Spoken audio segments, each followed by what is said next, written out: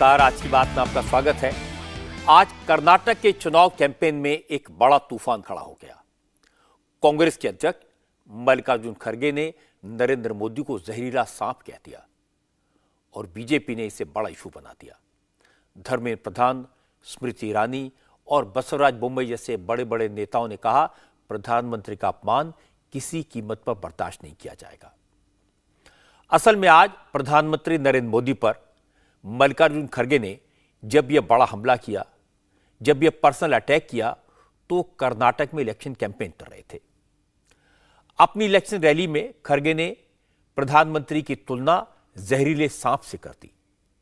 खड़गे ने कहा कि मोदी जहरीले सांप जैसे हैं। उन्होंने कहा, अगर आप ये जानने की कोशिश करेंगे कि जहर है या नहीं और इस कोशिश में आपने उन्हें छू लिया तो आप मर जाएंगे। हालांकि बाद में मल्लिकार्जुन खड़गे को एहसास हुआ। उन्होंने अपने बयान पर सफाई दी। सफाई से काम नहीं चला, बात बढ़ गई तो खड़गे ने माफी भी मांग ली, लेकिन तब तक काफी डैमेज हो चुका था।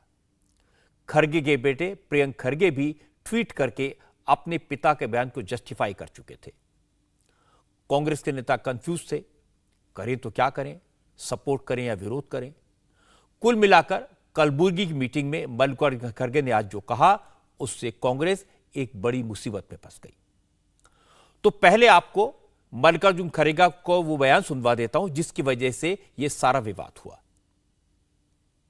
ನಿಮ್ಮ ಐಡಿಯಾಲಜಿ ಏನಿದೆ, ನಿಮ್ಮ ವಿಚಾರಧಾರೆ ಏನಿದೆ, ಅದು ಬಹಳ ಕೆಟ್ಟಿರೋದ್ರಿಂದ ಅದು ದೇಶಕ್ಕೆ ಹಾಳು ಮಾಡ್ತಾ ಇದೆ. ಮತ್ತೆ ನೀವೇನಾದರೂ ತಪ್ಪು ತಿಳ್ಕೊಂಡ್ರಿ, ಮೋದಿ ಅಂದ್ರೆ ಈ ವಿಷದ ಹಾವಿದ್ದಂಗೆ.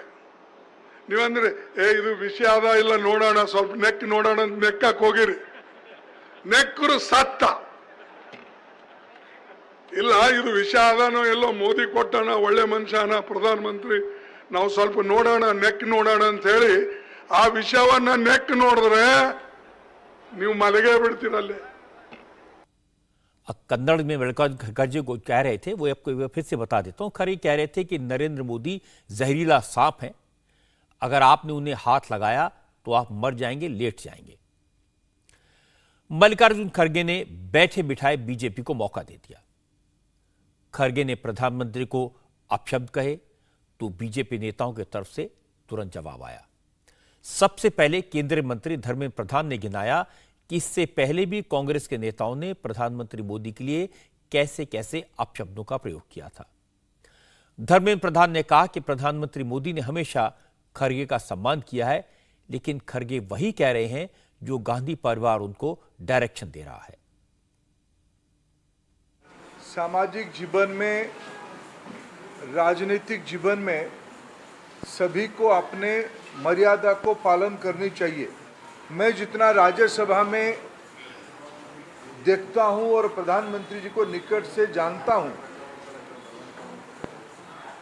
उन्होंने स्वयं कई बार आदरणीय खड़गे जी को अत्यंत सम्मान के साथ संबोधित करते हैं, मन में आदर रखते हैं।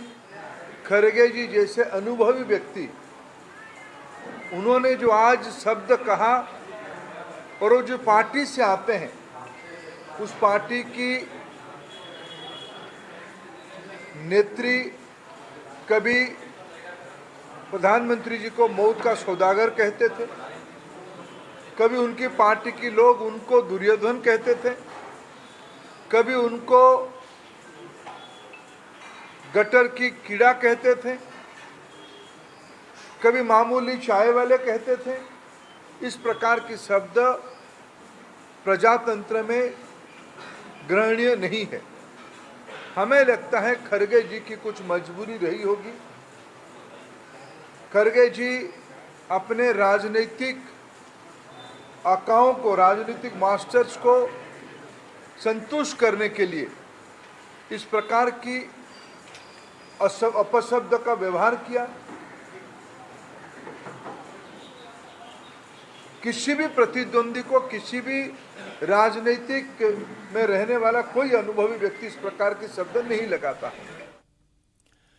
धर्मेंद्र प्रधान के बाद कर्नाटक के मुख्यमंत्री बसवराज बोम्मई ने भी खड़गे के बयान पर रिएक्ट किया। बुम्मई ने कहा कि जहर खरगे के दिमाग में है।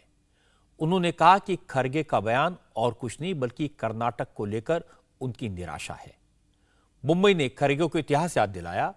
उन्होंने कहा जब जब चुनाव में प्रधानमंत्री मोदी को अपशब्द कहे गए तब तब जनता ने जवाब दिया है।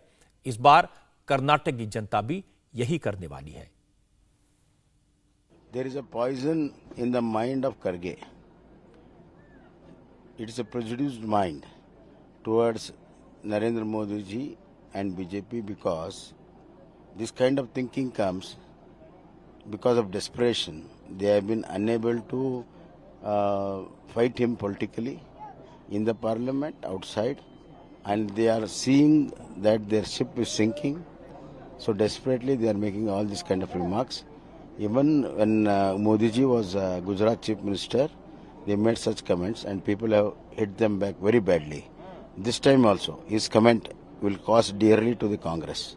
I am telling you, it will cost very dearly. People will not accept such kind of below the belt talk by the tall leader of Congress.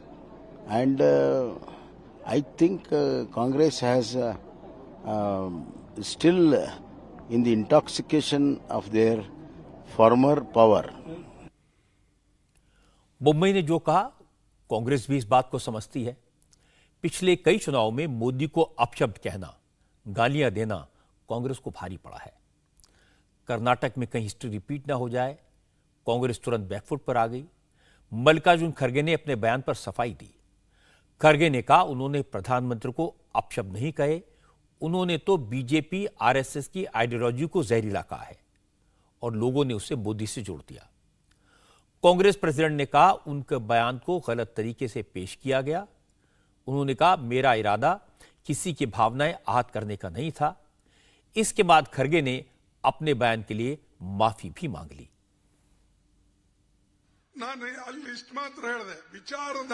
मैंने सिर्फ इतना कहा था कि हमारे बीच विचारधारा को लेकर मतभेद है।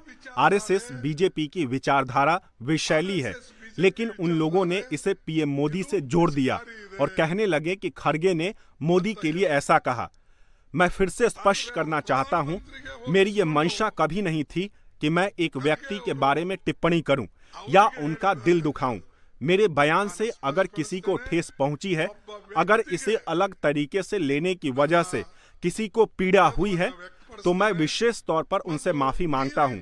मेरे बयान को तोड़ मरोड़ कर पेश करना ठीक नहीं है, लेकिन मैं ये भी स्पष्ट कर देना चाहता हूं कि आरएसएस और बीजेपी की विचारधारा और उनका समर्थन करने वालों के खिलाफ मेरा संघर्ष हमेशा जारी रहेगा। लेकिन खड़गे की माफी के बाद भी विवाद थमा नहीं है। स्मृति ईरानी ने कहा खड़गे का बयान कैमरे पर है। उन्होंने नरेंद्र मोदी का नाम लिया, नाम लेकर मोदी को जहरीला सांप कहा। अब वो सफाई देकर डैमेज कंट्रोल करना चाहते हैं। स्मृति ने कहा कि खड़गे ने यह बयान अपनी कुर्सी बचाने के लिए दिया है। कांग्रेस कर्नाटक इलेक्शन हारने वाली है और इसलिए खड़गे गांधी परिवार को खुश करने के लिए मोदी के लिए ऐसे शब्दों का इस्तेमाल कर रहे हैं। मोहब्बत की दुकान खोलने वालों का जो एक तमाशा था देश के सामने, आज वो किस प्रकार का जहर उगल रहे हैं ये देश देख रहा है। ये पहली बार नहीं है कि प्रधानमंत्री मोदी पर कांग्रेस के किसी नेता ने अभद्र अथवा अपमानजनक टिप्पणी की हो। नरेंद्र मोदी की मौत की कामना करने के साथ साथ उनके स्वर्गीय पिताजी, उनकी स्वर्गीय माताजी का अपमान करना कांग्रेस की एक नीति और एक नीयत सी बन चुकी है। लेकिन मल्लिकार्जुन खड़गे जी का इस प्रकार का बयान देना कांग्रेस पार्टी की आने वाले इस चुनाव में हार का सबसे बड़ा संकेत है। वो जानते हैं कि अगर उन्हें गांधी खानदान के करीब जाना है तो सोनिया जी के आदेश अनुसार नरेंद्र मोदी को सतत अपमान करना है, चाहे वो मौत का सौदागर वाला कटाक्ष हो या आज जिस प्रकार से नरेंद्र भाई पर उन्होंने अभद्र टिप्पणी की है, ऐसी टिप्पणी हो। ये बात सुनिश्चित कर दी उन्होंने कि कांग्रेस की कर्नाटक चुनाव में हार पक्की है। लेकिन उन्होंने क्या बोला वो पूरे देश ने सुना। और अगर बीजेपी की आइडियोलॉजी के बारे में बोला तो बीजेपी की आइडियोलॉजी है क्या? राष्ट्र प्रथम। अब क्या खड़गे जी ये कह रहे हैं कि मोदी को नहीं हिंदुस्तान को गाली दी है? शब्द ही भले ही मल्लिकार्जुन खड़गे जी के हों, लेकिन ये आस्था, ये विष गांधी खानदान का है जो उगला जा रहा है। राहुल गांधी ने जिस प्रकार से पूरे ओबीसी समाज का अपमान किया, आज नरेंद्र मोदी पर मल्लिकार्जुन खड़गे जी का कटाक्ष उसी का एक प्रतिबिंब है। मामला बढ़ता देखकर खरगे के बचाव में कांग्रेस दलित का एंगल लेकर आई। कांग्रेस प्रवक्ता सुप्रिया श्रीनेत ने कहा, खरगे दलित समुदाय से आते हैं, इसलिए बीजेपी उन पर निशाना साध रही है। उन्होंने कहा कि प्रधानमंत्री मोदी कांग्रेस को लेकर झूठे आरोप लगाते हैं, होम मिनिस्टर झूठ बोलते हैं तो हंगामा नहीं होता, लेकिन खरगे दलित हैं इसलिए बीजेपी उन्हें घेर रही है। हमारे अध्यक्ष ने ये पूरी तरह से क्लैरिफाई कर दिया है कि उनका आशय, उनका मतलब मोदी जी को पर्सनली कुछ भी कहना नहीं था। वो उस विचारधारा की बात कर रहे हैं जो लोगों को में वैमनस्य फैलाती है, लोगों को डिवाइड करती है, लोगों को आपस में लड़ाती है। वो उनके बारे में बात कर रहे हैं जो कर्नाटक आकर उल जलूल बातें करते। मैं आपसे पूछना चाहती हूं, क्या ऐसा सवाल मोदी जी से पूछा गया? उन्होंने कर्नाटक आके कहा कांग्रेस की वारंटी नहीं और हम झूठ बोल रहे हैं अपने प्रोमिसेस पर? जी नहीं, हमने अपना हर वादा पूरा किया है। कर्नाटक आकर आप कर्नाटक के मुद्दों पर चर्चा नहीं करते, दिशा भ्रमित क्यों करना चाह रहे हैं? क्योंकि आपको पता है कि 40 तक पहुंचने में इस समय आपकी हालत टाइट है। मेरे अध्यक्ष मल्लिकार्जुन खड़गे जी जो दलित समुदाय से आते हैं, जो एक मिल मजदूर के बेटे थे और अपने बलबूते, अपने पराक्रम के बल पे, अपनी काबिलियत के बल पर वो इतने बड़े पद पर पहुंचे और लोकतांत्रिक ढंग से चुने हुए हमारे अध्यक्ष हैं। प्रधानमंत्री को ऐसा व्यक्ति बर्दाश्त नहीं है। प्रधानमंत्री को हमारे दलित अध्यक्ष से क्या दिक्कत है? हमारे दलित अध्यक्ष को आपके सामने आपका मंत्री कहता है कि उन्होंने एक महंगा स्कार्फ पहना है। क्यों? एक दलित व्यक्ति इस देश में महंगा स्कार्फ नहीं पहन सकता है। इस देश में महंगा स्कार्फ सिर्फ मोदी जी पहनेंगे और सिर्फ पीयूष गोयल पहनेंगे। एक दलित व्यक्ति जब कुछ बोलता है तो आप उसको उसके कलर के लिए, उसकी चाल के लिए, उसकी बोलचाल के लिए टिप्पणियां कसते हैं। ये कैसे लोग हैं और ये कैसी बात है? ये पूरा समुदाय देख रहा है। एक व्यक्ति जो राजनीति में जिसने 50 साल से ऊपर निर्वाचित सदस्य होते हुए बताए, उन्होंने पूरी तरह से क्लैरिफाई कर दिया कि वो एक विचारधारा की बात कर रहे थे। अब मुझे ऐसा लगता है कि जो विचारधारा है उसके बारे में चिंता करके उसको बदलना चाहिए भारतीय जनता पार्टी को। बीजेपी को पहले से अंदाजा था कि कांग्रेस इसे दलित का इशू बना सकती है।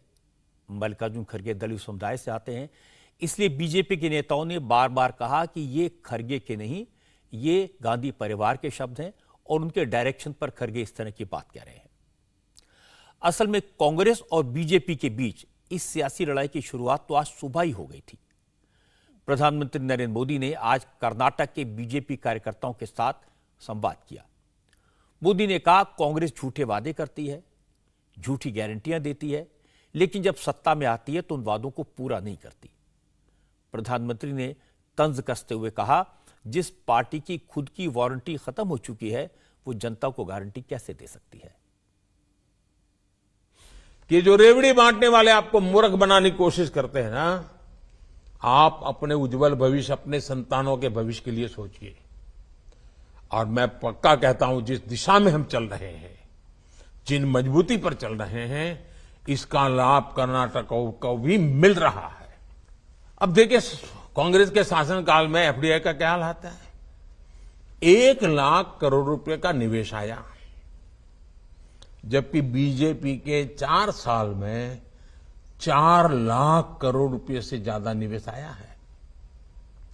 कांग्रेस की झूठ की रेवड़ियों का पर्दाफाश करने के लिए आपको कांग्रेस शासित दूसरे राज्यों की सच्चाई भी लोगों को बतानी होगी।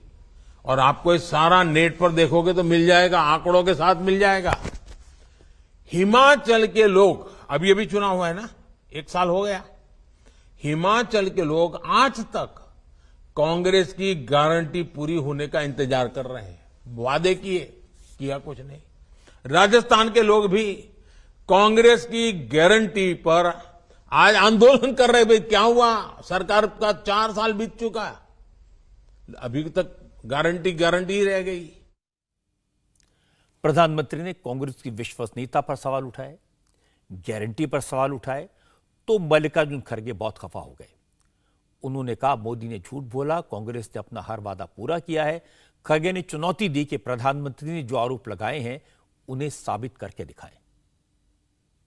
जो वायदे करते हैं वो पूरे करते हैं।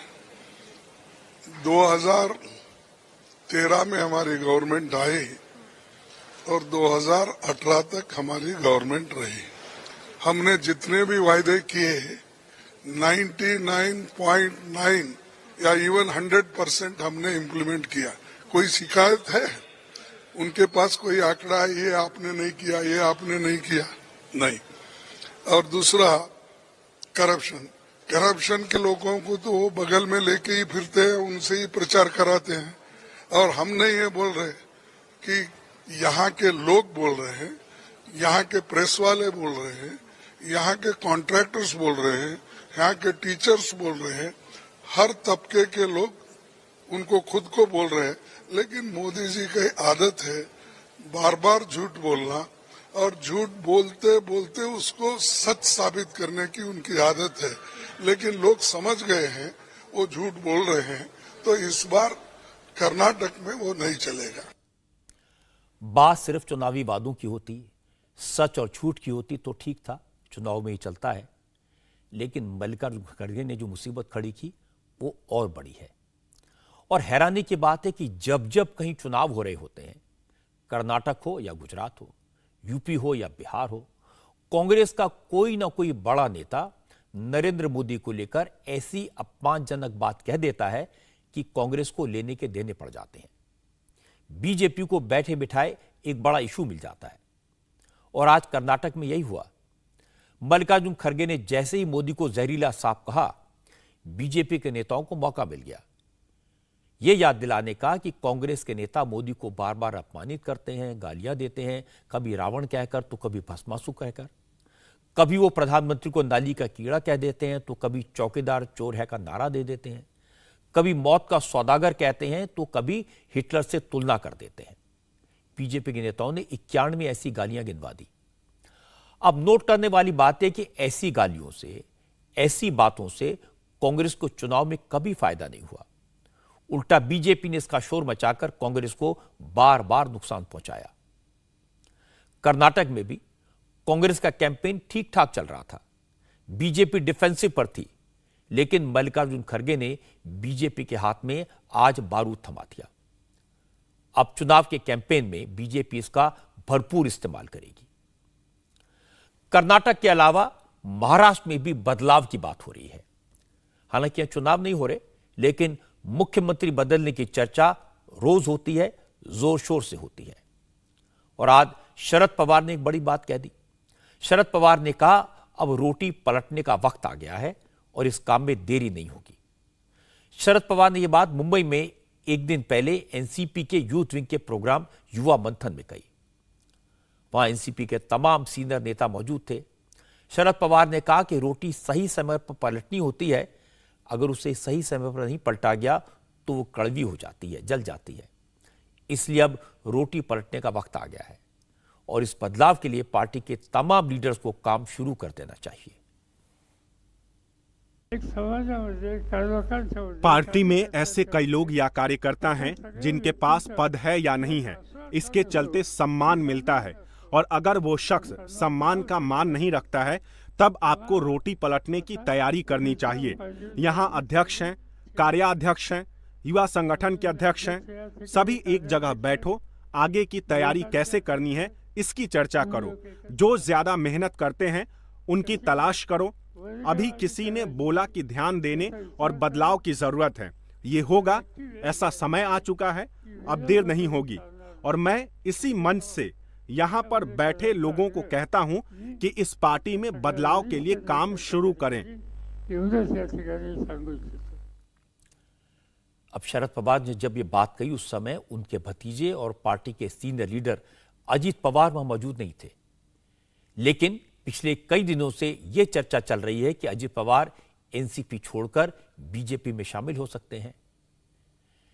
आज अजीत पवार से जब शरद पवार के बयान पर रिएक्शन मांगा गया तो उन्होंने इतना ही कहा कि यह कोई नई बात नहीं है, बदलाव पहले भी हुए हैं, आगे भी होंगे, मौका सबको मिलना चाहिए। पवार साहब ने अपने 50 से 55 साल के राजनीतिक जीवन में कुछ प्रसंग ध्यान में रखते हुए कई बार रोटी पलटने का काम किया है। नए लोग आगे आए हैं, ये सबने देखा है। हम भी जब 38 से 40 साल के थे तब आर पाटिल, दिलीप वलसे पाटिल, सुनील तटकरे और मैं खुद, उन्होंने हमें काम करने का मौका दिया और हमने साबित करके दिखाया। कई साल से ये चलता आ रहा है। उम्र होने के बाद उनकी जगह दूसरे लोग आते हैं, इस तरह से घटनाएं होती हैं। वयस्कर झाल्यानंतर थोडेसे बाजूला जात असतात। अब शरद पवार का बयान कांग्रेस और उद्धव ठाकरे की शिवसेना की टेंशन बढ़ाने के लिए काफी है। कांग्रेस की तरफ से कोई रिएक्शन नहीं आया, लेकिन उद्धव ठाकरे की शिवसेना का कहना है कि पवार साहब ने जो बात कही वो किसके लिए कही, पहले यह समझना होगा। अरविंद सावंत ने कहा कि पवार साहब पार्टी में बदलाव करना चाहते हैं या फिर सरकार में, ये तो वही जानते हैं। राजनीति में एक शब्द है रोटी बदलना। भाई पलटनी पड़ेगी तो खराब हो जाएगी, काली बन जाएगी, गर्म जाएगी। तो वो किसके, पवार साहब जब बोलते तो बहुत होता है, उसका लंबा लंबा सोचना पड़ता है। वो उनके खुद के पार्टी के लिए बोले, राज्य की सरकार के लिए बोले या केंद्र की सरकार के लिए बोले, पता नहीं है, लेकिन कहीं भी हो रोटी पलटनी पड़ेगी। शरद पवार का इशारा किधर है, इसे लेकर बीजेपी खुलकर कुछ नहीं बोल रही। बीजेपी के नेता प्रवीण दरेकर ने कहा, शरद पवार ने जो कुछ कहा है उसका मतलब समझने में कुछ वक्त लगेगा, लेकिन इसमें बीजेपी के लिए चिंता करने वाली कोई बात नहीं है। प्रवीण दरेकर ने कहा कि शरद पवार अपनी पार्टी के मुखिया हैं, वो कोई भी फैसला ले सकते हैं, लेकिन अगर एनसीपी में चीफ मिनिस्टर के लिए कोई काबिल है तो वो अजित पवार है।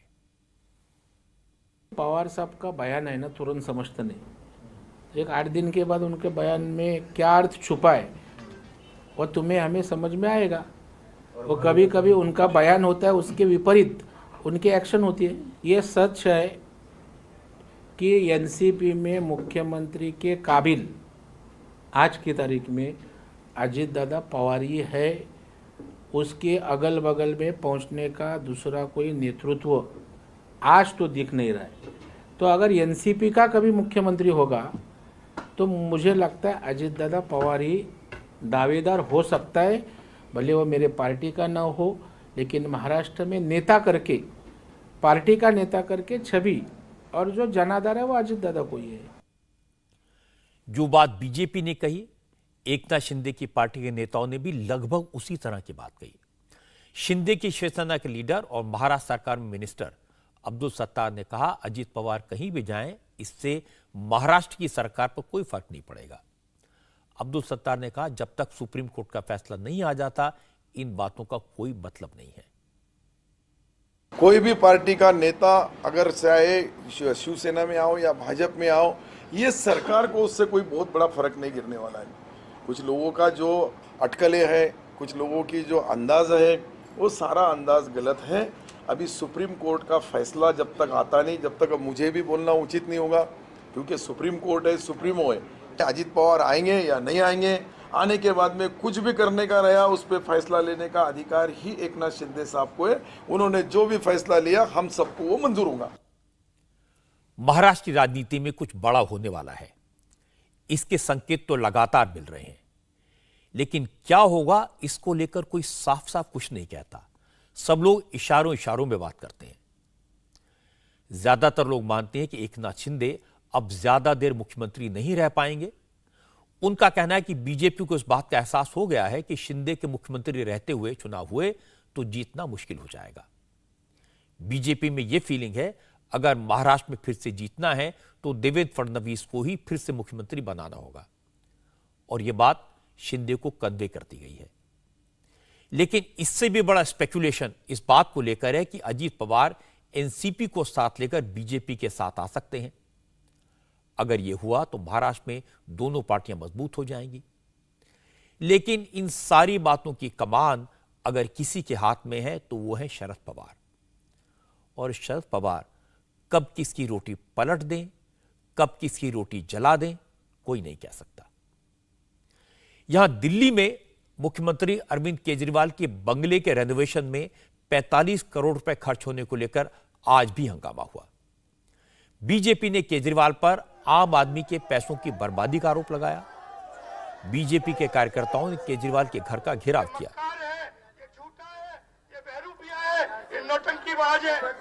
उनके खिलाफ नारे लगाए। बीजेपी कार्यकर्ताओं का आरोप है कि जो केजरीवाल आम आदमी होने का दावा करते हैं वो दिल्ली के महाराजा बन गए हैं, उन्होंने अपने लिए सरकारी पैसे से महल बनवाया, 8-8 लाख के पर्दे लगवाए, इंपोर्टेड मार्बल लगवाया। बीजेपी ने आरोप लगाया कि आम जनता के करोड़ों रुपए से केजरीवाल ने बंगले की इंटीरियर डिजाइनिंग करवाई। केजरीवाल ने इस चाखर्ची के अप्रूवल से बचने के लिए इंस्टॉलमेंट्स में बजट पास करवाया। बीजेपी का आरोप है कि आम आदमी अरविंद केजरीवाल को राज रोग लग गया है। ये वही पार्टी है जिसने कॉमनवेल्थ घोटाले के समय कहा था कि 200 रुपए की चेयर मिलती थी और 8,000 रुपए में खरीदी गई थी, यानी 40 गुना। और वो आज 2,000 रुपए में मिलने वाली कालीन 20 लाख रुपए में खरीद रहे हैं, यानी 1,000 गुना। बिल्कुल स्पष्ट रूप से ब्लेटेंट करप्शन का मामला है। चूंकि पहली बात तो आप देखिए, अगर कोई भी घर आप बनाते हैं या रिनोवेशन भी करते हैं, सामान्यतः उसका जो आप अपने घर का भी करते हैं तो एक ही बार में आप उसका बजट अलॉटमेंट करते हैं। ये टुकड़ों टुकड़ों में होना, हमेशा अलग अलग हेड्स में करना ताकि वो 10 करोड़ के नीचे रहे, ये अपने आप में भ्रष्टाचार को लेकर गहरा संदेह व्यक्त करता है। ये वही पार्टी ने जो 20,000 रुपए की चाय पिलवाया करती थी। वो जानते हैं वो भी 20,000 रुपए क्यों था? उस समय यह नियम था कि 20,000 रुपए तक का कैश यदि कोई पार्टी को डोनेशन में देता है तो उसका नाम पता बताने की जरूरत नहीं है, इसीलिए 20,000 की चाय पिलाते थे। नई नई राष्ट्रीय पार्टी का दर्जा प्राप्त किए हुए भारत की राजनीति की सबसे नई नवेली, अजब अलबेली और अब एक पहेली बनती हुई पार्टी की राजकीय करामात सबके सामने है कि जो इनका कमिटमेंट होता था अब सब चला गया है। अब टोपी भी गई है, मफलर भी गया है, पर उसके साथ साथ मुख का मुखौटा भी उतर गया है। अब मैं आपको आम आदमी पार्टी के पक्ष सुनवाता हूं। आम आदमी पार्टी ने जो कहा वो जाना पहचाना नुस्खा है। बात केजरीवाल के बंगले के रेनोवेशन की थी, लेकिन आम आदमी पार्टी ने इस पर जवाब देने के बजाय नरेंद्र मोदी के घर का मुद्दा उठाया। आज जब राघव चड्ढा बीजेपी के आरोपों का जवाब देने आए तो केजरीवाल सरकार के कामकाज को गिनाने लगे, उनकी डिग्री बताने लगे। इस छोटे से सूबे के छोटे मुख्यमंत्री पढ़े लिखे हैं, सबसे ज्यादा पढ़े लिखे मुख्यमंत्री हैं, और उस मुख्यमंत्री से इस राजा को, चौथी पास राजा को बहुत डर लगता है। डर इसलिए लगता है क्योंकि ये सबसे ज्यादा पढ़े लिखे मुख्यमंत्री अपने सूबे में खूब तरक्की कर रहे हैं, खूब बढ़िया काम कर रहे हैं, इनकी जनता खुश है, जनता वाहवाही करती है। ये देश का राजा, चौथी पास राजा, इनके लिए जो महल बनाया जा रहा है वो महल शायद शाहजहां ने भी जब ताजमहल बनाया था तब इतना पैसा नहीं खर्च किया गया होगा जो इस राजा के महल के लिए खर्च किया जा रहा है।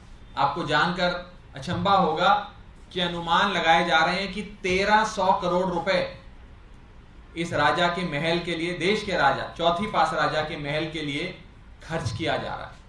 आपकी गाढ़ी कमाई, आपके खून पसीने की कमाई।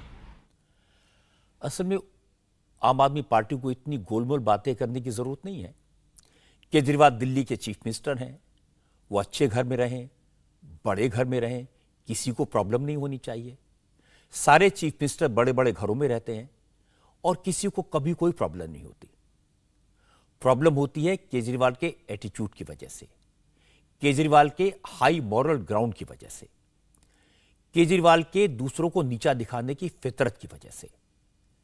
केजरीवाल खुद ही कहते थे जो बड़े घरों में रहते हैं वो बेईमान हैं, जनता का पैसा बर्बाद करते हैं। वो कहते थे अगर वो पावर में आए तो आम आदमी की तरह रहेंगे, उनके विधायक झुग्गी झोपड़ी में लोगों के बीच रहेंगे। केजरीवाल ने, आपको याद होगा, शीला दीक्षित के घर को लेकर, बिजली के बिल को लेकर सवाल उठाए थे। कहते थे ये जनता के पैसे की बर्बादी है। ऐसे न जाने कितने बयान हैं जहां केजरीवाल ने सरकारी घरों पर किए गए खर्चों का मजाक उड़ाया, सिक्योरिटी का मजाक उड़ाया, इसे इशू बनाकर दूसरे नेताओं की ईमानदारी पर सवाल उठाए। आज भी वही कर रहे हैं। इसीलिए उनके घर के रेनोवेशन पर जब 45 करोड़ रुपए खर्च हुए तो ये इतना बड़ा इशू बन गया। और केजरीवाल भी जानते हैं, उनकी पार्टी के दूसरे नेता भी जानते हैं कि इस मामले में केजरीवाल की इमेज को नुकसान हुआ है। केजरीवाल लोगों के बीच मजाक का पात्र बन गए हैं, इसलिए वो इस सवाल पर कुछ नहीं बोले। और उनकी यही प्रॉब्लम है, वो दूसरों के लिए जो मापदंड, जो स्टैंडर्ड तय करते हैं, अपने ऊपर लागू नहीं करते। किसी और की सरकार के 2-2 मंत्री जेल गए होते तो केजरीवाल आसमान सिर पर उठा लेते। दिल्ली में किसी और मुख्यमंत्री ने अपने घर के रेनोवेशन पर 45 करोड़ रुपए खर्च किए होते तो केजरीवाल उनके घर के सामने धरना देते थे, सड़क पर लेट जाते। इसीलिए कहावत है, जिनके घर शीशे के होते हैं उन्हें दूसरों पर पत्थर नहीं फेंकने चाहिए। करप्शन का इश्यू आजकल यूपी में भी उछाला जा रहा है। नगर निकाय चुनाव को लेकर योगी आदित्यनाथ हर रोज कई पब्लिक मीटिंग को एड्रेस कर रहे हैं और विरोधियों पर निशाना साध रहे हैं। आज मथुरा की पब्लिक मीटिंग में योगी आदित्यनाथ ने करप्शन से ही बात शुरू की। योगी ने कहा, भ्रष्टाचार की वजह से ही मथुरा का विकास बरसों तक रुका रहा, लेकिन अब वक्त आ गया कि काशी और अयोध्या की तरह मथुरा को भी द्वापर युग की तरह सजाना संवारना है। और इसके लिए उनकी सरकार ने 32,000 करोड़ रुपए के प्रोजेक्ट शुरू कर दिए हैं। योगी ने कहा, यूपी अब बदल रहा है, यूपी में अब पहले की तरह दंगे नहीं होते। योगी ने 2012 में मथुरा के कोसी कला में हुए दंगों की याद दिलाई और उसके बाद मथुरा के जवाहर बाग का भी जिक्र किया, जहां 2016 में पुलिस वालों पर गोलियां चलाई गई थी। योगी आदित्यनाथ ने कहा, जहां कभी दंगे होते थे वहां आज बड़ा मैन्युफैक्चरिंग प्लांट चल रहा है। मथुरा में जवाहर बाग की घटना घटित हुई थी ना, और जवाहर बाग की घटना में कितना बड़ा खून खराबा हुआ था। गुंडागिरी का अड्डा था, अराजकता का अड्डा था। और आज आप देखते होंगे जवाहर बाग में आप जाइए, बेहतरीन आपको वहां पे गार्डन मिलेगा, पार्क मिलेगा। ये है 17 के पहले और 17 के बाद का। भाइयों बहनों, 2017 के पहले कोसी कला में दंगा होता था, दंगा हुआ था ना कोसी कला में। आज दुनिया की सबसे बड़ी मैन्युफैक्चरिंग का प्लांट पेप्सिको का आपके कोसी कला में लग चुका है ना। अब नव निर्माण की दिशा में कार्य होना है, नव निर्माण की इस प्रक्रिया को आगे बढ़ाना है बेहतरीन के साथ। हम लोग बताते हैं, जैसे काशी में काशी विश्वनाथ धाम बन गया, ऐसे ही सभी लोग सहमत हों तो बाकी बिहारी का धाम भी इसी प्रकार से काशी विश्वनाथ धाम की तर्ज पर आगे बढ़ता है। योगी आदित्यनाथ ने आज मथुरा के बाद फिरोजाबाद, आगरा और लखनऊ में भी पब्लिक मीटिंग्स को एड्रेस किया और हर जगह उन्होंने गुंडे, माफिया और अपराधियों पर सीधा अटैक किया। योगी ने कहा कि 2017 से पहले गुंडों और माफिया का बोलबाला था। कुछ लोग खुलेआम तमंचा लेकर घूमते थे, व्यापारियों को डराया जाता था, गरीबों की जमीनें छीन ली जाती थी, लेकिन अब वही गुंडे गले में तख्ती लटकाकर घूम रहे हैं। 17 के पहले पार्टी विशेष के लोग तमंचा लेकर के घूमते थे, व्यापारियों से वसूली करते थे। आज तमंचा नहीं, आज युवाओं को टैबलेट दिए जा रहे हैं, टैबलेट। पहले व्यापारियों से रंगदारी वसूली होती थी, आज रंगदारी नहीं, आज उन्हें स्वनिधि उपलब्ध कराई जा रही है। पहले गरीबों को उजाड़ा जाता था, कोई भी गुंडा आकर के किसी गरीब की झोपड़ी पर, उसकी जमीन पर कब्जा कर लेता था। आज गुंडे माफियाओं की क्या स्थिति है, व्यक्ति जान रहा है। आज वो गले में तख्ती लटका करके घूम रहा है। भाजपा सरकार की एक ही युक्ति, और वह है अपराधियों और गंदगी से हो हमारे प्रदेश की मुक्ति। इस अभियान को लेकर के हम लोग निरंतर कार्य कर रहे हैं। योगी आदित्यनाथ जो कहते हैं वो करते भी हैं और जो करते हैं उसका असर ग्राउंड पर दिखाई देता है। प्रयागराज में अतीक अहमद के गुर्गों, उसके करीबियों पर एक्शन लगातार हो रहा है। आज प्रयागराज में चकिया इलाके से करीब 5 किलोमीटर की दूरी पर अतीक अहमद के करीबी रिजवान अहमद के अवैध कब्जे पर बुलडोजर चलाया गया। आज सुबह सुबह धूमनगंज इलाके के उमरपुर नीवा गांव में पुलिस और प्रशासन की टीम बुलडोजर लेकर पहुंच गई। असल में अतीक अहमद के करीबी रिजवान ने यहां पर काफी बड़ी जमीन पर कब्जा कर लिया था। काफी वक्त से इस इलाके के लोग अपनी जमीन पर कब्जा खाली कराने के लिए कानूनी लड़ाई लड़ रहे थे, लेकिन अतीक अहमद के खौफ की वजह से कोई एक्शन नहीं हो पाता था। 2 दिन पहले इलाहाबाद हाई कोर्ट ने इस जमीन से कब्जा हटाने का आदेश दिया था। आज हाई कोर्ट के आदेश पर प्रशासन की टीम पहुंची और रिहायशी जमीन पर गैर कानूनी तरीके से बनाई गई सड़क और सड़क पर बनाए गए गेट को तोड़ दिया गया।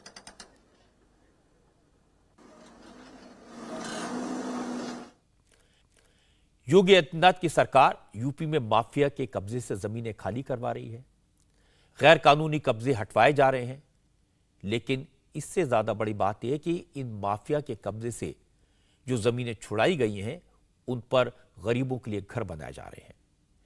ऐसे एक प्रोजेक्ट का काम पूरा होने वाला है जिसमें अतीक अहमद के कब्जे से खाली कराई गई जमीन पर 76 फ्लैट लगभग बनकर तैयार हैं और इन फ्लैट्स को सस्ते दामों पर गरीब लोगों को दिया जाएगा। यूपी में माफिया मिट्टी में मिल रहे हैं, लेकिन बिहार में तस्वीर बिल्कुल अलग है, बिल्कुल उल्टी है। बिहार के बाहुबली नेता आनंद मोहन सिंह को आज सहरसा जेल से रिहा कर दिया गया। आनंद मोहन को वेलकम करने के लिए सहरसा जेल के बाहर उनके समर्थकों की भारी भीड़ थी। भीड़ को देखते हुए जेल प्रशासन ने आनंद मोहन को पिछले गेट से सुबह 6:15 बजे ही रिहा कर दिया। आनंद मोहन सिंह इस इलाके के डीएम जीएम कृष्णैया की हत्या के दोषी हैं। उन्हें उम्र कैद की सजा हुई थी। करीब 15 साल से वो जेल में थे। आनंद मोहन के स्वागत के लिए उनके सपोर्टर्स ने बहुत तैयारी की थी। फ्रेंड्स ऑफ आनंद नाम के ग्रुप ने पूरे शहर में पोस्टर लगाए थे। पूरे बिहार से उनके सपोर्टर्स सहरसा जेल पहुंच गए थे। आनंद मोहन को जेल से छूटने के बाद अपने गांव जाना था। वहां भी स्वागत की पूरी तैयारियां की गई थी। आनंद मोहन को वेलकम करने के लिए सुबह से ही दावत की तैयारी की जा रही थी। सपोर्टर्स बाइक रैली निकाल रहे थे। उन्हें अपने समर्थकों को संबोधित करना था, लेकिन आनंद मोहन सिंह ने आज कोई पब्लिक अपीयरेंस नहीं किया। वो चुपचाप आए और परिवार के साथ पटना चले गए।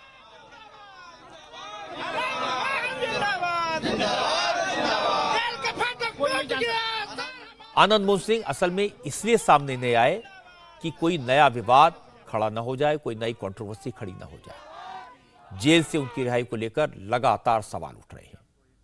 नीतीश कुमार की सरकार पर आरोप लग रहा है कि आनंद मोहन की रिहाई के लिए सरकार ने प्रिजन मैनुअल में बदलाव किया। जेल मैनुअल से पब्लिक सर्वेंट के मर्डर वाला क्लॉज हटाया गया। इसे लेकर अपोजिशन नीतीश को घेर रही है। आज ओवैसी ने नीतीश कुमार पर निशाना साधा। असदुद्दीन ओवैसी ने कहा, इससे सोसाइटी में गलत मैसेज जाएगा। नीतीश कुमार एक तरफ पीएम बनने का दावा कर रहे हैं और दूसरी तरफ एक दलित अफसर के हत्यारे के साथ खड़े हुए दिखाई दे रहे हैं। ये बिहार सरकार का फैसला दोबारा कृष्णया साहब का मर्डर है। ये सेकंड टाइम कृष्णया का मर्डर हो रहा है जो फैसला बिहार सरकार ने लिया है। और अफसोस की बात यह है कि बिहार के जो आईएएस ऑफिसर्स हैं, उनका एसोसिएशन है, वो बिल्कुल खामोश बैठे हुए हैं। आखिर क्या वजह है कि एक आदमी को छोड़ने के लिए, जिसके परिवार के 2 लोग तो राजद के विधायक हैं, उनको आप छोड़ने के लिए प्रिजनर मैनुअल के क्लॉज खोटा रहे हैं। तो मैं कृष्णया साहब की फैमिली के साथ हूँ और हम उम्मीद करते हैं कि बिहार सरकार, नीतीश कुमार मुख्यमंत्री दोबारा अपने फैसले पर सोचेंगे। जो अपने आप को बड़ा दावा करते थे कि मैं करप्शन से, क्रिमिनलाइजेशन से कोई कॉम्प्रोमाइज़ नहीं करूंगा, आज आपने क्यों किया ये फैसला आपने क्यों लिया? तो क्या फिर बिहार में दोबारा हम देखेंगे कि सनलाइट सेना और रणवीर सेना निकल के आएगी क्या वो? तो ये सरासर गलत है। ये गलत मैसेज दिया जा रहा है कमज़ोर वर्ग के लोगों को और ख़ास तौर से दलित परिवार को, ख़ास तौर से बिहार के वो पब्लिक सर्वेंट को जो जनता की खिदमत करते हैं। और हम बिहार सरकार से इसका डिमांड करते हैं कि फ़ौरन वो अपने फैसले को वापस ले तो इससे एक बात जाहिर हो रही कि जो सरकारें, जो पार्टी सत्ता में होती हैं, वो अपने सियासी फायदे के लिए इस तरह के काम करके उन लोगों को छोड़ती है, चाहे वो बीजेपी की सरकार हो गुजरात में या फिर नीतीश कुमार की सरकार हो बिहार में। जो सवाल ओवैसी ने उठाए उसी तरह के सवाल बीजेपी ने भी नीतीश कुमार से पूछे। सुशील मोदी ने कहा कि आनंद मोहन सिंह को देश के सुप्रीम कोर्ट ने सजा दी थी, उनका गुनाह साबित हो गया था, लेकिन नीतीश ने कानून में बदलाव करके बैकडोर से आनंद मोहन सिंह को रिहा करवा दिया। सुशील मोदी ने कहा यह सब 2024 के चुनाव के लिए हो रहा है। ये गलत हुआ है। एक दलित की हत्या के आरोप में आनंद मोहन सिंह जेल गए, लोअर कोर्ट ने फांसी की सजा दी, हाई कोर्ट ने आजीवन कारावास की सजा दी, सुप्रीम कोर्ट तक ने बहाल किया, और आपने जेल मैनुअल में संशोधन कर दिया 27 लोगों को रिहा करने के लिए। अगर कोई जेल की अवधि पूरी कर लेता उसको रिहा करे, समझ में आ सकती है बात, लेकिन आपने जेल मैनुअल को ट्वीक किया, उसमें संशोधन किया, उसमें सुधार किया। केवल 2024 के लोकसभा चुनाव में वोट लेने के लिए अपराधियों को छोड़ा गया ताकि वो अपराधी जो हैं राष्ट्रीय जनता दल और जनता दल की मदद कर सके। तो नीतीश कुमार ने जहां एक और भ्रष्टाचार से समझौता कर लिया लालू परिवार को संरक्षण देकर, वहीं दूसरी ओर 27 लोगों को छोड़कर जो दुर्दांत अपराधी हैं, इन्होंने अपराध के साथ भी समझौता कर लिया। विरोधी दलों के हमले के बाद बिहार सरकार पर दबाव बढ़ा। जवाब देने के लिए चीफ सेक्रेटरी को मैदान में उतारा गया। बिहार के मुख्य सचिव आमिर सुबहानी ने कहा जो हुआ वो नियमों के मुताबिक हुआ। प्रिजन मैनुअल में राज्य सरकार बदलाव कर सकती है। जेल में आनंद मोहन का व्यवहार अच्छा रहा था। सरकार की तरफ से एक कमेटी ने भी यह पड़ताल कर ली है कि उनकी रिहाई से इलाके की कानून व्यवस्था खराब नहीं होगी, इसलिए अपोजिशन पार्टीज इसे राजनीति का मुद्दा न बनाएं। ये चीज अगर बदली गई तो वो कोई आश्चर्य नहीं है और कोई गलत चीज नहीं है। चीज़ों को समय समय पर देख करके बदलना ये सरकार का अधिकार भी है और कर्तव्य भी है। ये एक सामान्य कानूनी और प्रशासनिक प्रक्रिया से हुआ है और इसको राजनीतिक रंग नहीं दिया जाना चाहिए। ये मेरा अपना व्यक्तिगत विचार है कि इसमें राजनीति का अंश नहीं डालना चाहिए। जहाँ जहाँ से पूछना और रिपोर्ट लेना आवश्यक था वो सब करके ही हुआ है, और अगर वो सारी रिपोर्टें नहीं आई होती और सारी रिपोर्टें फेवरेबल नहीं आई होती तो ये राज्य दंडादेश परिहार परिषद छोड़ने की अनुशंसा कभी नहीं करता। मैं आपको इस मामले की थोड़ी बैकग्राउंड बता देता हूं। 5 दिसंबर 1994 को जी कृष्णैया का मर्डर हुआ। वो डीएम थे। उनकी कार को बॉब ने घेर लिया था। कार से घसीटकर उनकी हत्या कर दी गई। हत्या का आरोप आनंद मोहन सिंह पर लगा। लोअर कोर्ट ने आनंद मोहन सिंह को दोषी करार दिया और उसके बाद हाई कोर्ट और सुप्रीम कोर्ट ने लोअर कोर्ट के फैसले को अपहोल्ड किया। कृष्णैया आंध्र प्रदेश के रहने वाले थे। कृष्णैया की हत्या के बाद उनकी पत्नी उमा देवी हैदराबाद शिफ्ट हो गई हैं। कृष्णैया की 2 बेटियां भी हैं। आज जब आनंद मोहन सिंह रिहा हो गए तो कृष्णैया का परिवार दुखी है, परेशान है। कृष्णैया की बेटी पद्मा ने कहा कि वो बिहार सरकार के फैसले के खिलाफ कोर्ट का दरवाजा खटखटाएंगी। मैं तो चाहती हूँ पर्सनली कि वो फिर से जेल जाए। जेल ऐसी जेल जाए, बिहार जेल नहीं, दिल्ली जेल जाए जहाँ पे उनको इतनी सुविधा नहीं मिलती है। जो भी ये लोग बिहार में रह के पूरा एंजॉय करके, जब भी उनको, मैंने तो बहुत आर्टिकल्स में पढ़ा है कि वो कितने बार पैरोल पे बाहर आ चुके थे। तो मैं तो कम्प्लीटली अगेंस्ट हूँ इस डिसीजन के लिए और हम लड़ेंगे, देखेंगे कहाँ तक जाता है। क्योंकि हम लोगों ने इन 30 सालों में, अभी तो शायद थोड़ा बड़ा हम लोग बड़े हो चुके हैं, मगर हमारे लिए लाइफ कितनी डिफ़िकल्ट रही है। छोटी छोटी चीज़ों में मेरी मम्मा सोचती थी और बहुत ही टफ था। देखते हैं अब क्या होता है। अभी जो आईएएस ऑफिसर्स एसोसिएशन जो हमारे पापा के बैचमेट्स हैं वो लोग सुप्रीम कोर्ट को अपील करने वाले हैं, तो हमसे जितना हो सकता है हम लड़ेंगे। हमारा सपोर्ट रहेगा उनके लिए। जितनी दूर जाना है, सुप्रीम कोर्ट जाना है, हमको प्राइम मिनिस्टर को भी अप्रोच करना है, प्रेसिडेंट को भी अप्रोच करना है, हम अप्रोच करेंगे। वो लोग इंसान नहीं है, वो लोग जानवर है। उन लोग को जंगल में रखना चाहिए, स्ट्रीट्स पे नहीं छोड़ना चाहिए उन लोगों को। ये बात तो सही है कि अगर नीतीश कुमार प्रिजन मैनुअल में परिवर्तन न करते, बदलाव न करते, तो आनंद मोहन सिंह अभी और जेल में रहते। लेकिन आनंद मोहन सिंह का केस सिर्फ जेल से बाहर आने का नहीं है, यह बिहार की जाति पर आधारित राजनीति का सबसे ताजा उदाहरण है। आनंद मोहन सिंह को राजपूतों का नेता माना जाता है। राजपूतों के 5% वोट हैं। बिहार में सभी पार्टियों को उनका सपोर्ट चाहिए, इसलिए नीतीश कुमार ने उन्हें जेल से निकालने के लिए कानून बदला। और जाति का असर ऐसा है कि बीजेपी में भी जो अपर कास्ट के नेता हैं वो भी आनंद मोहन सिंह का सपोर्ट कर रहे हैं। एक नेता ने तो यहां तक कह दिया कि आनंद मोहन सिंह को जेल भेजा जाना ज्यादती थी, क्योंकि जब बात जाति की होती है तो इस बात का कोई असर नहीं होता कि अपने आप को नेता कहने वाला हत्यारा है, और अदालत ने उसे उम्र कैद की सजा दी थी। इसे राजनीति का दुर्भाग्य ना कहा जाए तो और क्या कहा जाए। एक अच्छी खबर आपको बता दूं, सूडान में सिविल वॉर के बीच फंसे 246 भारतीय नागरिक आज सुरक्षित स्वदेश लौट आए। भारत सरकार ने सूडान में फंसे भारतीयों को वापस लाने के लिए ऑपरेशन कावेरी शुरू किया है। इस ऑपरेशन के तहत सूडान में फंसे भारतीयों का दूसरा जत्था आज मुंबई पहुंचा।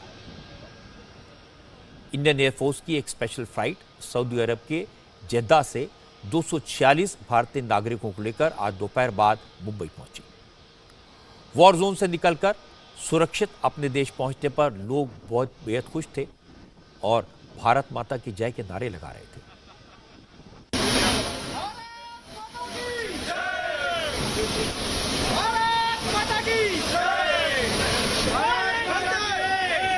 इन लोगों को पहले सूडान के पोर्ट सूडान से जद्दा पहुंचाया गया, वहां से एयरफोर्स की फ्लाइट से उन्हें मुंबई पहुंचाया गया और सब ने सुरक्षित वतन वापसी के लिए भारत सरकार का शुक्रिया अदा किया। सर हमारे तो सर बिल्कुल पास में ही ब्लास्टिंग हुए हैं जी, बिल्कुल 10-15 फुट के फासले में जी, और सर बड़े मुश्किल से एम्बेसी ने ग्रुप बना के हमें बड़े से निकले हम अंदर से जी।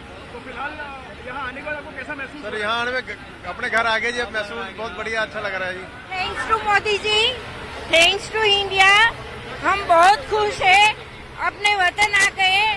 अभी भी हमने कुछ लोगों को वहाँ छोड़ा है, अभी उसको लेने के आना है।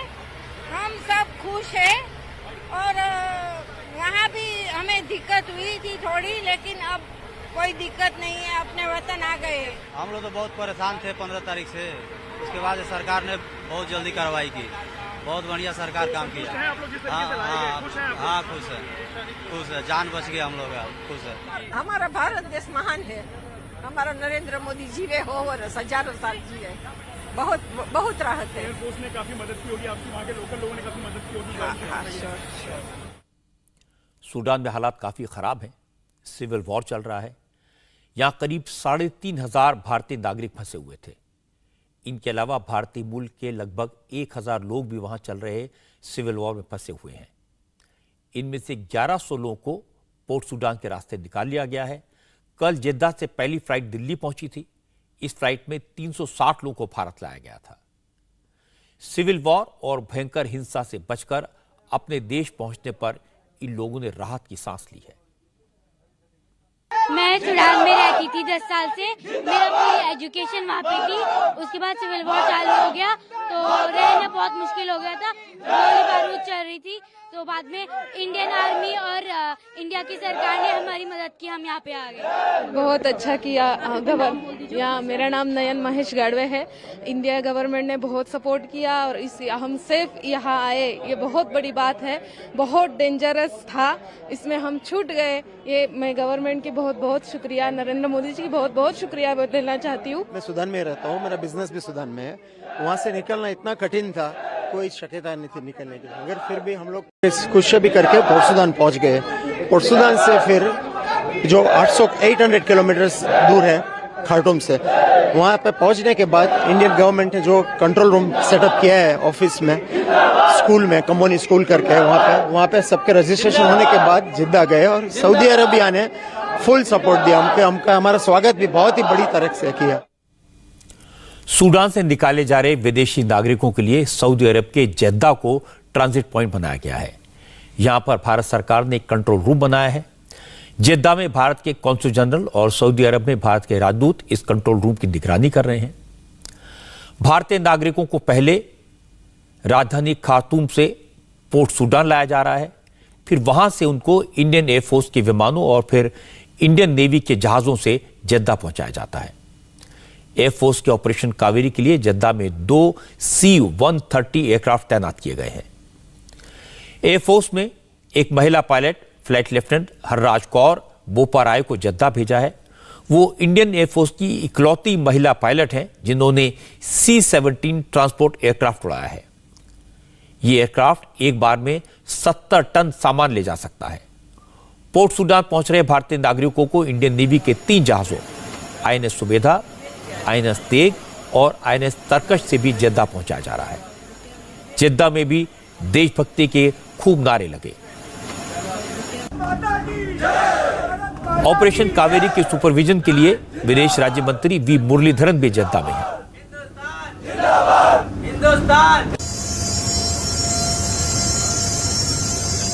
मुरलीधरन जेद्दा पहुंचे लोगों से लगातार बात कर रहे हैं, उनका हौसला बढ़ा रहे हैं। शुभेच्छा है, वो शुभेच्छा उन्होंने जो भेजा है वो आपको मैं कन्वे करना चाहता हूं। उन्होंने कहा कि दुनिया में कहीं भी भारतीय लोग हो, किसी भी तरह का संकट में है, उनका सबको सुरक्षित वापस लाना ये सरकार का जिम्मेदारी है। इसलिए आप सबको यहाँ स्वागत करने के लिए उन्होंने विशेष तरफ से भारत से यहाँ भेजा है और इसलिए मुझे अत्यंत खुशी है, प्रसन्नता है आप सबको यहाँ मिलने में और आपको स्वागत करने में। सूडान में सिविल वॉर क्यों छिड़ा है, हालात क्यों खराब हैं, ये भी समझ लेते हैं। असल में सूडान में आर्मी के जनरल और पैरामिलिट्री फोर्सेस के जनरल सत्ता पर काबिज होने के लिए आपस में लड़ रहे हैं। 2019 में आर्मी और पैरामिलिट्री फोर्स RSF ने मिलकर सूडान के तानाशाह अल बशीर का तख्ता पलट दिया था। आर्मी की कमान जनरल अब्दुल फतेह अल बुरहान के पास है, वहीं RSF के कमांडर जनरल हमदान हैं। पहले दोनों जनरल से मिलकर सरकार चलाने के लिए समझौता किया था, लेकिन आर्मी के जनरल अब्दुल फतेह अपने वादे से पलट गए। उन्होंने जनरल हमदान को सत्ता से बेदखल कर दिया, पावर शेयर करने से इनकार कर दिया और इसी वजह से वहां सिविल वॉर छिड़ गई है।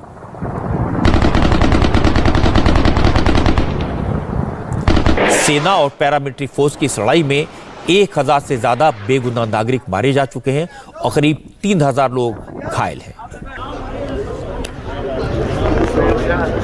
इससे पहले जब यूक्रेन में वॉर छिड़ी थी तब भी सरकार ने ऑपरेशन गंगा चलाकर वहां फंसे लोगों को इवैक्यूएट किया था, सारे इंडियंस को। लेकिन यूक्रेन की तुलना में सूडान का मिशन थोड़ा खतरनाक है, मुश्किल है। यूक्रेन युद्ध के वक्त एक तरफ भारत का दोस्त रशिया था, दूसरी तरफ यूक्रेन के प्रेसिडेंट जेलेंस्की ने भी भारत की मदद की थी। नरेंद्र मोदी ने दोनों प्रेसिडेंट से बात करके रास्ता निकाला था। लेकिन सूडान में इस वक्त कोई सरकार नहीं है, 2 जनरल आपस में लड़ रहे हैं। इसी वजह से सूडान से रेस्क्यू मिशन बहुत चैलेंजिंग है और भारत सरकार के लिए फॉरेन सर्विस के ऑफिसर्स, आर्मी, नेवी और एयरफोर्स की टीमें सूडान में फंसे भारतीयों को सुरक्षित तौर पर घर पहुंचाने के लिए दिन रात काम कर रही हैं और इसीलिए इन सबको सलाम करने की जरूरत है। आज की एक और अच्छी खबर आपको बता देता हूं। आज बद्रीनाथ धाम के कपाट खुल गए और इसी के साथ साथ 4 धाम की यात्रा शुरू हो गई। सुबह करीब 7 बजे वैदिक मंत्रोच्चार के बीच पूरे विधि विधान से बद्रीनाथ धाम के कपाट श्रद्धालुओं के लिए खोले गए। जिस वक्त बद्रीनाथ धाम के कपाट खोले जा रहे थे, पूरे इलाके में जबरदस्त बर्फबारी हो रही थी, लेकिन फिर भी हजारों श्रद्धालु बद्रीनाथ मंदिर में दर्शन के लिए मौजूद थे।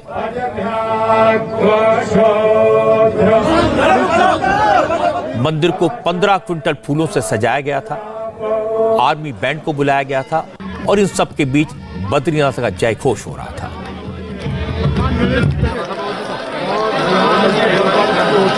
मंदिर के कपाट खोलने से पहले विधिवत पूजा की गई और कपाट खोलने के बाद हर साल की तरह इस बार भी सबसे पहली पूजा नरेंद्र मोदी के नाम से की गई। कपाट खुलने के बाद वहां मौजूद श्रद्धालुओं ने बद्री विशाल का जयकारा लगाया और इसे उत्सव की तरह मनाया।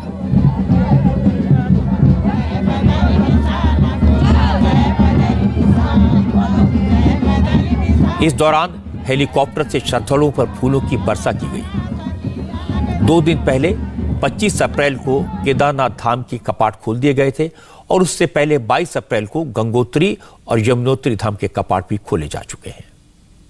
इंडिया टीवी हर वक्त हर जगह डाउनलोड करने के लिए सर्च करें India TV news Google play store या ऐप स्टोर पर।